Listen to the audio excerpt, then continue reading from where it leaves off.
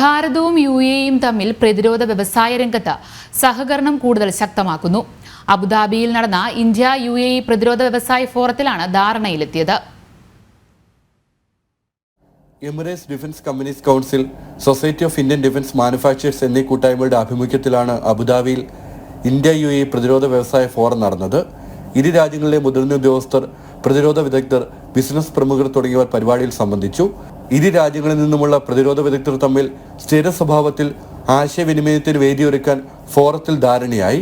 പ്രതിരോധ മേഖലയിൽ സംയുക്ത പങ്കാളിത്തം സംബന്ധിച്ചും ഫോറം ചർച്ച ചെയ്തു. ഇരു രാജ്യങ്ങൾക്കുമിടയിൽ പ്രതിരോധ രംഗത്തെ ഭാവി അവസരങ്ങൾ പ്രയോജനപ്പെടുത്താനുള്ള കർമ്മപദ്ധതികളും വിലയിരുത്തി.